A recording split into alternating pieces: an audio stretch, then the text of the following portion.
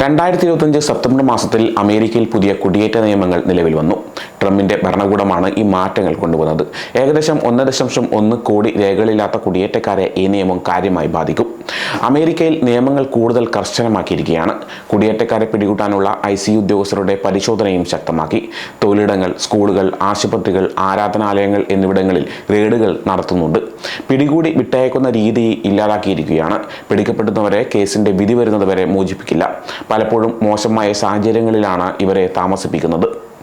2 വർഷത്തിൽ കുറഞ്ഞ കാലം അമേരിക്കയിൽ താമസിച്ചവരെ പെട്ടെന്ന് നാടുകടത്തും. ഇവർക്ക് സാധാരണയായി കോടതിയിൽ പോകാൻ കഴിയില്ല. അഭയം തേടിയാൽ മാത്രമേ കോടതിയിൽ പോകാൻ കഴിയൂ. സ്വന്തം രാജ്യത്തേക്ക് മാത്രമല്ല മറ്റ് രാജ്യങ്ങളിലേക്കും നാടുകടത്താൻ സാധ്യതയുണ്ട്. പോലീസും പട്ടാളവും കുടിയേറ്റക്കാരെ പിടികൂടാൻ സഹായിക്കുന്നുമുണ്ട്. പുതിയതായി വന്ന ലേക്കറേലി ആക്ട് അനുസരിച്ച് ചെറിയ മോഷണ കേസിൽ പോലും ആളുകളെ അറസ്റ്റ് ചെയ്യാനും നാടുകടത്താനും സാധിക്കും. പുതിയ രജിസ്ട്രേഷൻ നിയമം വിവാദമായിരിക്കുകയാണ്. 14 വയസ്സിന് മുകളിലുള്ള രേഖകളില്ലാത്തവർ നിർബന്ധമായും പേര് രജിസ്റ്റർ ചെയ്യണം. 14 വയസ്സിൽ താഴെയുള്ള കുട്ടികളുടെ പേരും രക്ഷിതാക്കൾ രജിസ്റ്റർ ചെയ്യണം. USCIS വെബ്സൈറ്റ് വഴി ഓൺലൈനിലാണ് രജിസ്റ്റർ ചെയ്യേണ്ടത്.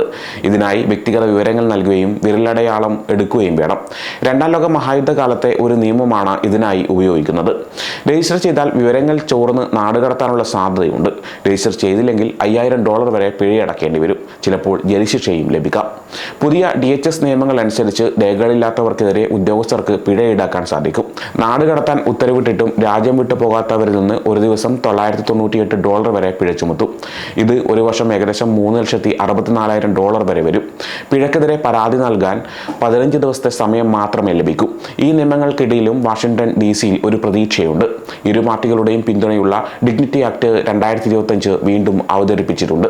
ഡിഗ്നിറ്റി ആക്ട് 2 വഴികൾ മുന്നോട്ട് വയ്ക്കുന്നുണ്ട്. ഒന്ന്, കുട്ടിക്കാലത്ത് അമേരിക്കയിലേക്ക് കൊണ്ടുവരപ്പെട്ട 25 ലക്ഷം ഡ്രീമേഴ്സിന് 10 വർഷത്തേക്ക് താൽക്കാലിക സ്ഥിരതാമസത്തിനുള്ള അനുമതി ലഭിക്കും. അതിനായി അവർ പഠിക്കുകയോ ജോലി ചെയ്യുകയോ വേണം.